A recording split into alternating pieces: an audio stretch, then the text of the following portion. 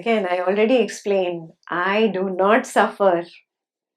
I do not suffer. Again, that is the story that you have created when you've taken the stand as the body and the mind. You constantly create the story. Have you started recognizing this?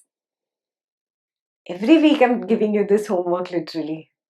So again and again recognize, you project a story, you create a story in the mind. Yeah, there is no proof if your loved one even exists. Even if you can touch him or her, there is no proof that the person exists. This is not different from a dream. Yeah? And you create your sorrow, then you experience your sorrow, then you question why is there sorrow. You create the entire story. You are the director, producer, actor, everything. The audience also. How? Just like in a dream. You create your dream, no? Yeah? You create a very happy dream that you are sitting on a swing, very happy, and your swing is swinging over the world. Who created that dream? I created the whole story in my mind. I saw the entire dream and I came out of this dream, and then suddenly I find myself in a very nasty dream. Maybe a tiger is chasing me. Who created that dream? I only created. I created that tiger. That tiger chasing me is also my creation. I'm sweating and panting and afraid of death. That whole emotion, the turbulence, the drama inside is also my creation. And at the end of the dream, I only question myself, what was I doing? Yes. This is exactly the same. It is a waking dream. Jagrat Swapna. You have no proof if your partner really exists, your beloved one really exists. You have no proof. Yeah? Start applying what you are learning. Don't learn it like you learn some theory. Yeah? Then it becomes very easy to live life. Then life is not suffering at all. Yeah? Suffering is a story created by your brilliant mind. You have a great writer, director inside. Yeah? The problem is that you forget. Yeah? Like the tiger in the dream, you created it and you forgot. And then now you're running away from the tiger. Did I come into your dream and plant the tiger there? No. It was your dream, your tiger, your misery from the tiger, you're running away from the tiger, and now you're questioning who got the tiger in here. You. Exactly the same thing is happening. Constantly we are projecting our life. Constantly I'm projecting a story. I keep repeating the story to myself. Yeah? The way I behave with my beloved ones, the way I interact, the way I talk, the way I don't talk, all my love and my silence treatments with them. Everything is a story that I have repeated to myself, and that has manifested as action. And then finally, I get the karma phalam. And if in your story there are 4 people running from the tiger, then 4 people have the same dukkha. You are the creator of your story. Start seeing it. Start recognizing it. Your only obstacle is your ego. That ego says, no, I did not invite this suffering. Again and again remind yourself, who created the tiger? Did Ekta plant the tiger in my dream? No. Again and again remind yourself. It is exactly the same. It is a Jagrat Swapna, a waking dream. Yeah? Yeah? Just a story of your mind. Just one dream. This dream is going to end in the next few hours, depending on your time zone. 2 hours, 5 hours, 10 hours, 15 hours. It's going to end. Next dream, next morning. Yeah. So start recognizing this truth. And if this question still bugs you, maybe you can humbly, honestly step down to Advaita level 1. Yeah. Rewatch those videos. They've all been properly edited and uploaded to the website, and come slowly up here. Yeah.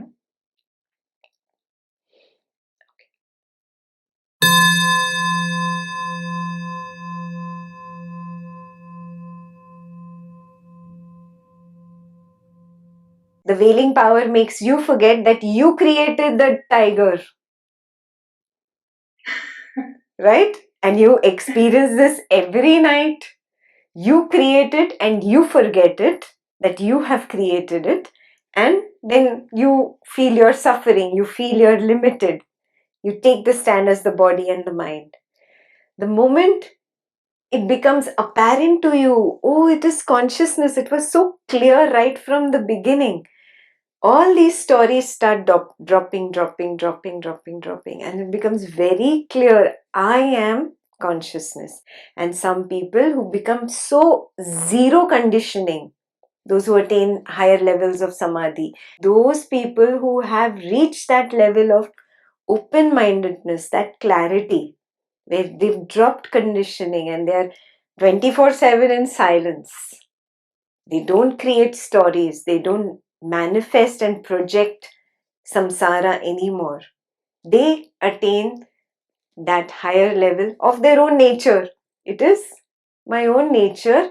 My problem is I am only veiling it from myself because of my story creationing and conditioning.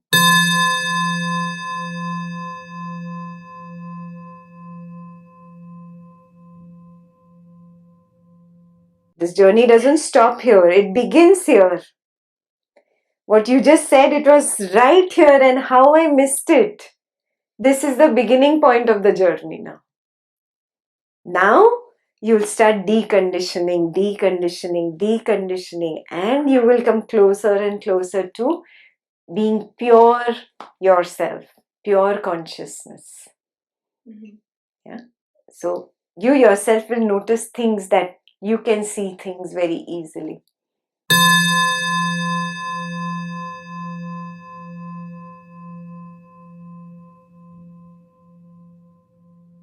That's what I explained to you today. That you don't even have to take a stand. You are choiceless awareness. Yes. You don't have a choice. Yes. Do you get it? So yes. Taking a stand is also for the beginner of Advaita level 3. Somebody who progresses zoop in one chapter like you. Then great, you don't have to take a stand. You recognize, I am consciousness. I am awareness. I am that open clarity. In that thoughts come and go. Yeah, and sometimes because of too many thoughts, it's all cloudy, and sometimes because of very less thoughts or no thoughts, it's very clear. Yeah, but who is it clear to? Consciousness is the one who sees everything clear and unclear. Mm-hmm. Yeah, the same clarity is what I call being aware, and the same non-clarity is what I'm calling being not aware. But I'm aware of not being aware. So what is not aware? It's just the mind.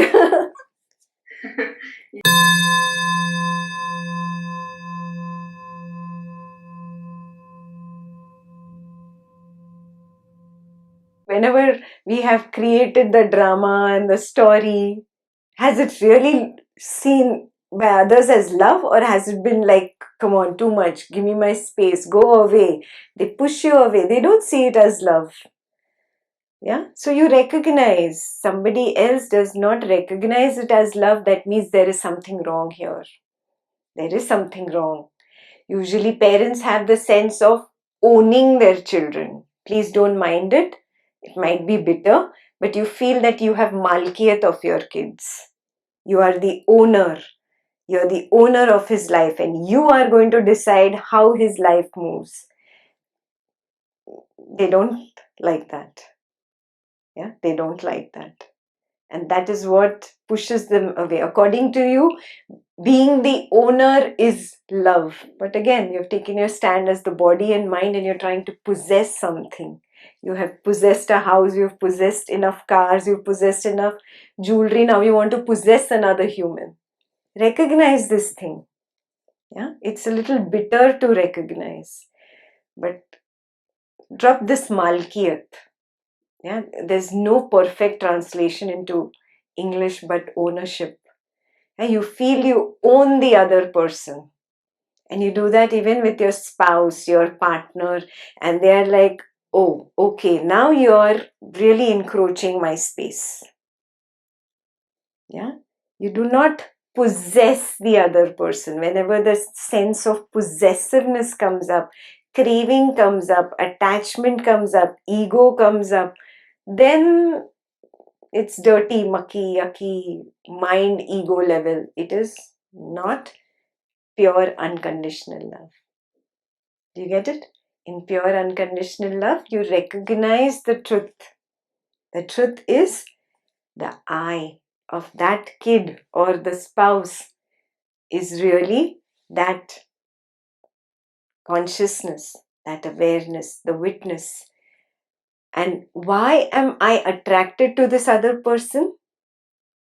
If you really see it, Atmananda says it is that consciousness, that witness that has recognized the attraction towards the other witness, the other consciousness. It has nothing to do with the body and mind. Yeah. Check this. Don't believe it? Check it in your relationships. Yeah. It's not something you can analyze now.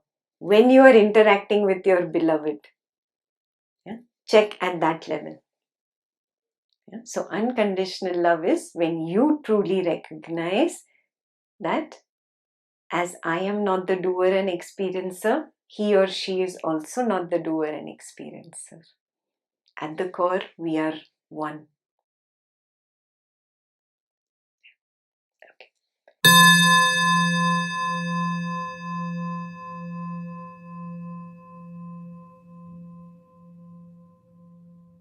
That is the first sign of dispassion.